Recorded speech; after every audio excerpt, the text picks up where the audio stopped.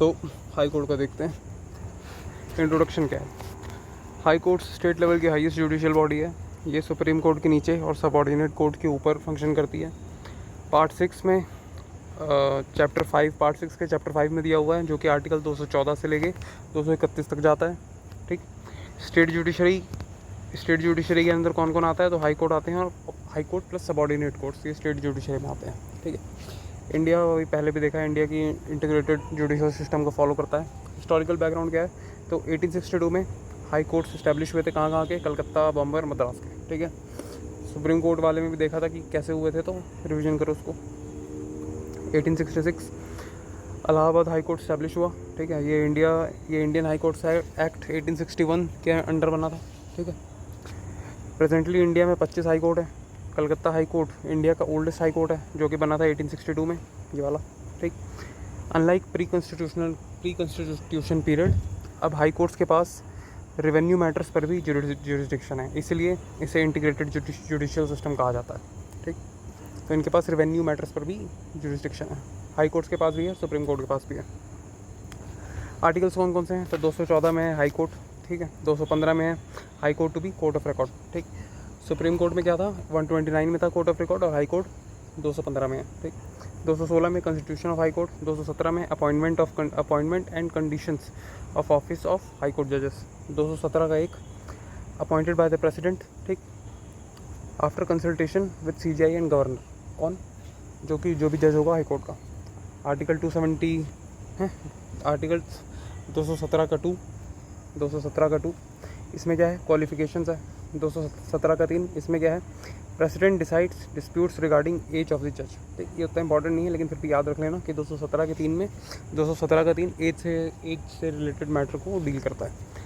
217 का 1 उसमें क्या है, अपॉइंटमेंट बाय द प्रेसिडेंट। 217 क्या है, अपॉइंटमेंट। 217 का 1 अपॉइंटमेंट बाय द प्रेसिडेंट। 217 का 2 qualification. 218 certain supreme court provisions applicable to high courts. ठीक। 219 ओथ एंड एफर्मेशन हो गए। ठीक। 220 restrictions on practice after being a permanent high court जज। ठीक। 221 salaries and allowances of the जज। 222 transfer of जज from one high court to another. ठीक है। तो 222 ट्रांसफ़र। ठीक। 223 appointment of acting chief justice. 224 additional and acting जजेस। ठीक। 224 का ए रिटायर्ड हाई कोर्ट जजेस। 225 jurisdiction of existing high courts preserved. ठीक। 226 रिट्स, पता ही है। 226 का 1 writs for fundamental rights and other legal rights. 226 का 2 writs can be issued even outside territorial jurisdiction if cause of action arises within the jurisdiction. ठीक है। 227 superintendence over all courts and tribunals. 228 transfer of certain cases to high courts. ठीक। 229 officers and servants of the high court. 230 extension of high court jurisdiction to union territories. और 231 final common high court for 2 और more states. Article 224 का ए, इसे कैसे insert किया गया था, तो 15th कॉन्स्टिट्यूशनल अमेंडमेंट से इसे इंसर्ट किया गया था। 224 के ए में क्या है, तो है retired appointment of retired high court जजेस। ठीक। फिर बेसिक और कॉन्स्टिट्यूशनल फीचर्स क्या क्या हैं इसमें, तो high court for states, constitution ने ओरिजिनली हर स्टेट के लिए एक हाई कोर्ट प्रोवाइड किया था। फिर 7th कॉन्स्टिट्यूशनल अमेंडमेंट आता है 1956 का। इसमें क्या किया कि पार्लियामेंट इस्टेब्लिश कर सकती है क्या, 2 या उससे अधिक स्टेट्स के लिए कॉमन हाई कोर्ट और स्टेट्स और यूटीज़ के लिए कॉमन हाई कोर्ट। ठीक। ये 7th कॉन्स्टिट्यूशनल अमेंडमेंट से हुआ था। Territorial jurisdiction generally poor state तक एक्सटेंड होती है। ठीक। पूरे स्टेट तक जुरिस्डिक्शन जनरली पूरे स्टेट तक एक्सटेंड होती है, पूरे स्टेट। कॉमन हाई कोर्ट क्या होता क्या नहीं, कॉमन हाई कोर्ट सभी कंसर्न स्टेट्स और यूटीज़ पर जुरिस्डिक्शन होती है इसकी। पार्लियामेंट किसी यूटी को हाई कोर्ट की जुरिस्डिक्शन में इंक्लूड या एक्सक्लूड कर सकता है। तो ये इंपॉर्टेंट पॉइंट है कि पार्लियामेंट डिसाइड कर सकता है कि कौन से हाई कोर्ट का जुरिस्डिक्शन कौन सी यूटी पे होगा या फिर नहीं होगा। UTs having their own high court, तो सिर्फ 2 यूटी हैं जिनके पास खुद का हाई कोर्ट है, एक दिल्ली और एक Jammu Kashmir. Common high courts, Jammu and Kashmir और लद्दाख का एक ही हाई कोर्ट है जो कि वो शेयर करते हैं। गुवाहाटी हाई कोर्ट उसमें 4 स्टेट्स आते हैं, असम ऑब्वियसली, और नागालैंड, मिज़ोरम और अरुणाचल प्रदेश। इम्पॉर्टेंट है कि असम के अलावा नागालैंड, मिज़ोरम और अरुणाचल प्रदेश, ठीक है। मणिपुर, मेघालय और Tripura establish their own high court in 2013, ठीक है। 2013 से पहले सारे सातों स्टेट्स का एक कॉमन हाई कोर्ट हुआ करता था, जो कि गुवाहाटी में होता था। लेकिन 2013 में मणिपुर, मेघालय और त्रिपुरा, MMT, ठीक है। तो मनमेत्री ने 2013 के बाद अपना खुद का हाई कोर्ट स्टैब्लिश कर लिया। मनमेत्री में कौन कौन आएगा? तो मन से मणिपुर, मे से मेघालय और त्रि से त्रिपुरा। बॉम्बे हाई कोर्ट में 3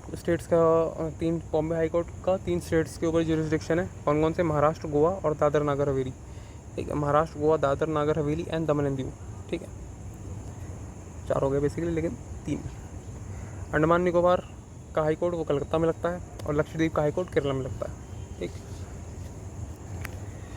कॉम्पोजिशन क्या है हाई कोर्ट का? तो 216 में, आर्टिकल के 216 में दिया हुआ है कि हर हाई कोर्ट में, या 216 में मतलब हाई कोर्ट होता है, ठीक है। और हाई कोर्ट में एक चीफ जस्टिस होता है और एक अदर जजेस होते हैं। स्ट्रेंथ ऑफ हाई कोर्ट कितनी होती है? तो कॉन्स्टिट्यूशन स्ट्रेंथ स्पेसिफाई नहीं करता है हाई कोर्ट्स की, सुप्रीम कोर्ट की करता है। उसमें एक चीफ जस्टिस और 33 बाकी जजेस होते हैं, लेकिन हाई कोर्ट में ऐसा कोई रूल नहीं है। प्रेसिडेंट डिटरमाइन करता है जनरली कि इनका स्ट्रेंथ कितना होगा। अपॉइंटमेंट ऑफ जजेस 217 में दिया हुआ है कि chief justice of high court कौन अपॉइंट करता है? तो प्रेसिडेंट अपॉइंट करता है। किसके कंसल्टेशन से? तो CJI और कंसर्न स्टेट के गवर्नर से कंसल्ट करने के बाद। अदर जजेस इसको कौन अपॉइंट करता है? तो इसको भी प्रेसिडेंट अपॉइंट करता है। कैसे करता है? किसके कंसल्टेशन के बाद? तो CJI, गवर्नर और कंसर्न हाई कोर्ट के चीफ जस्टिस से, ठीक। कोलोजियम सिस्टम 1993 सेकंड जजेस केस से बना था, इस्टेब्लिश हुआ था सेकंड जजेस केस में। CJI को ओपिनियन को प्राइमेसी दी गई थी, ठीक। थर्ड जजेस केस में क्या हुआ था कि हाई कोर्ट अपॉइंटमेंट्स के लिए CJI एक कॉलेजियम से कंसल्ट करता है, ठीक है। उसमें कौन कौन होता है? CJI होता है और 2 सीनियर मोस्ट जजेस होते हैं, ठीक।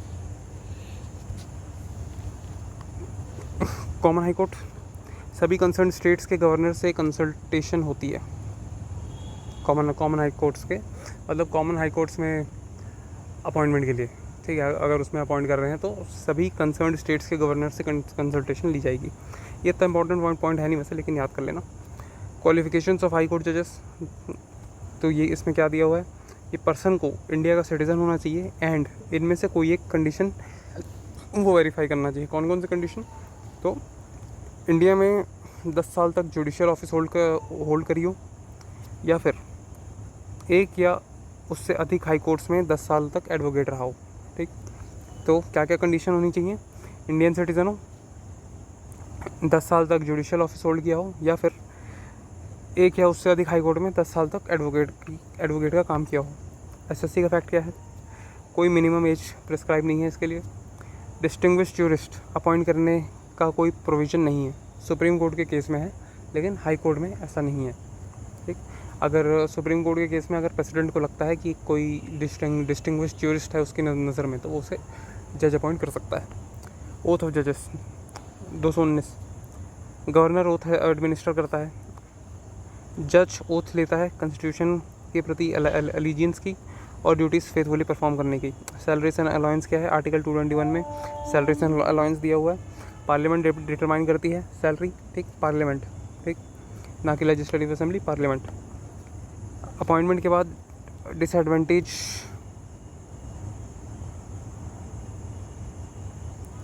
मतलब अपॉइंटमेंट के बाद वेरी नहीं की जा सकती डिसएडवांटेज, मतलब देखना पड़ेगा एक चीज़। हाँ, तो इसका मतलब है कि एक बार अपॉइंटमेंट हो गया तो उसके बाद सैलरी को ऑल्टर नहीं कर सकते, ठीक। एक्सेप्शन क्या है? फाइनेंशियल इमरजेंसी, आर्टिकल 360 वाली। उसके दौरान पार्लियामेंट चाहे तो उनकी क्या बोलते हैं सैलरीज को ऑल्टर कर सकती है। चार्ज अपॉन किस में चार्ज होता है? तो सैलरी चार्ज होती है consolidated fund of the state से, लेकिन पेंशन चार्ज होता है कंसोलिडेटेड फंड ऑफ इंडिया से। ये थोड़ा इंपॉर्टेंट हो सकता है कि सैलरी स्टेट के कंसोलिडेटेड फंड से जाएगी और पेंशन इंडिया के कंसोलिडेटेड फंड से जाएगा, ठीक। टेन्योर क्या क्या होता है इनका? तो कोई फिक्स टेन्योर नहीं होता। रिटायरमेंट की एज 62 साल होती है। हाईएस्ट सुप्रीम कोर्ट कितनी थी? 65 साल थी। प्रेसिडेंट को राइटिंग में रिज़ाइन कर सकते हैं। जजेस ऑफिस वेकेट करता है कब? सुप्रीम कोर्ट जज अपॉइंट हो जाए, मतलब अगर कोई जज है हाई कोर्ट का और उसे सुप्रीम कोर्ट का जज अपॉइंट कर दिया जाए तो ऑफिस वेकेट हो जाएगा, किसी दूसरे हाई कोर्ट में ट्रांसफ़र हो जाए तो ऑफिस वेकेट हो जाता है। रिमूवल ऑफ जजेस आर्टिकल 217 प्लस जजेस इंक्वायरी एक्ट 1968, इसके तहत रिमूवल होता है। इनका ग्राउंड क्या होता है, वही same cheese, proven misbehaviour and incapacity. Procedure क्या होता है, स्टेप 1 मोशन लाया जाएगा, 100 लोकसभा एमपीस लो मोशन लाएंगे या फिर 50 राज्यसभा एमपीस मोशन लाएंगे। स्टेप 2 क्या होता है, स्पीकर और चेयरमैन वो डिसाइड करेगा कि उसे एडमिट करना है या रिजेक्ट करना है मोशन को। स्टेप 3 क्या होता है, 3 मेंबर की इंक्वायरी कमेटी बैठेगी, कौन फॉर्म करेगा, वो स्पीकर फॉर्म करेगा। उस कमेटी में कौन कौन होगा, तो सुप्रीम कोर्ट का जज होगा या फिर एक सुप्रीम कोर्ट का जज होगा या फिर सीजीआई होगा, chief justice of high court होगा, ठीक, और डिस्टिंग्विश ज्यूरिस्ट होगा। ये तीन लोग होते हैं इस पैनल में, उस कमेटी में। स्टेप 4 क्या है, अगर गिल्टी प्रूव हो गया तो मोशन दोनों हाउसेस में स्पेशल मेजॉरिटी से पास होना चाहिए, ठीक, absolute majority plus special majority, ये दोनों कंडीशन है, ठीक। वो कैसे होगा, पिछले वाले में भी देखा था कि एक ऐसा नंबर अचीव होना चाहिए जो कि सेटिस्फाई करे और स्पेशल मेजॉरिटी को सेटिस्फाई करे। लेकिन इजी टर्म में कहा जाता है कि दोनों हाउस में स्पेशल मेजॉरिटी से पास होना चाहिए। स्टेप 5 क्या है, प्रेसिडेंट रिमूवल ऑर्डर इशू कर देता है जब मोशन पास हो जाता है। तो आज तक किसी भी हाई कोर्ट जज का इम्पीचमेंट नहीं हुआ है। ट्रांसफ़र ऑफ जजेस आर्टिकल 222 में है, तो ट्रांसफ़र, ठीक। प्रेसिडेंट हाई कोर्ट जजेस का ट्रांसफ़र करता है, सीजीआई से कंसल्टेशन मैंडेटरी है, ठीक। फिर 1977 सुप्रीम कोर्ट का जजमेंट है कि ट्रांसफ़र एक्सेप्शनल होना चाहिए, ठीक, पनिशमेंट नहीं होनी चाहिए। मतलब ट्रांसफ़र जो है वो क्या बोलते हैं, काम के ऊपर होना चाहिए। काम के ऊपर मतलब अगर कोई क्या बोलते हैं, जैसे कहीं पे वैकेंसी हो गई और इमीडिएट ज़रूरत है तो वहाँ भेजना चाहिए। पनिशमेंट के बेसिस पे ट्रांसफ़र नहीं होना चाहिए। 1994 सुप्रीम कोर्ट जजमेंट आता है, इसमें क्या कहता है, जुडिशियल रिव्यू अवेलेबल है, ठीक। सिर्फ ट्रांसफर्ड जज ही ट्रांसफ़र को चैलेंज कर सकता है। ये 1994 के सुप्रीम कोर्ट जजमेंट में दिया है कि ट्रांसफ़र जुडिशियल रिव्यू के लिए अवेलेबल है और सिर्फ ट्रांसफर्ड जज ही ट्रांसफ़र को चैलेंज कर सकता है। थर्ड जजेस केस 1998 आया था, इसमें क्या था, सीजीआई कंसल्ट करता है किसको, 4 सीनियर मोस्ट जजेस, वही कॉलेजियम सिस्टम, एक सीजीआई प्लस 4 सीनियर मोस्ट जजेस। ट्रांसफ़र हाई कोर्ट के चीफ जस्टिस और रिसीविंग हाई कोर्ट के चीफ जस्टिस, इनका भी कंसल्टेशन लिया जाता है। ये किस में था, थर्ड जजेस केस में। एक्टिंग एडिशनल एंड रिटायर्ड जजेस, acting chief justice high court का आर्टिकल 223, प्रेसिडेंट अपॉइंट करता है जब ऑफिस वैकेंट हो, सीजे चीफ जस्टिस एब्सेंट हो और सीजे ड्यूटी परफॉर्म ना कर पाए, तब एक्टिंग चीफ जस्टिस को अपॉइंट किया जाता है। कौन सा आर्टिकल, 223।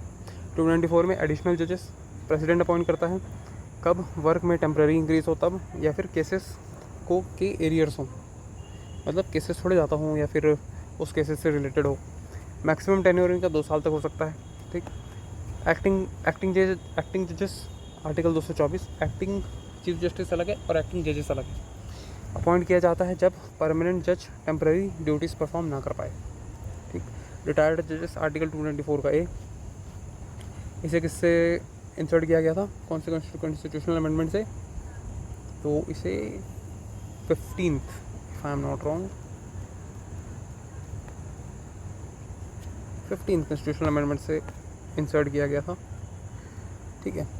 रिटायर्ड जजेस आर्टिकल 224 है, चीफ जस्टिस किसी भी रिटायर्ड जज को टेम्प्रेरी एक्ट करने के लिए रिक्वेस्ट कर सकता है।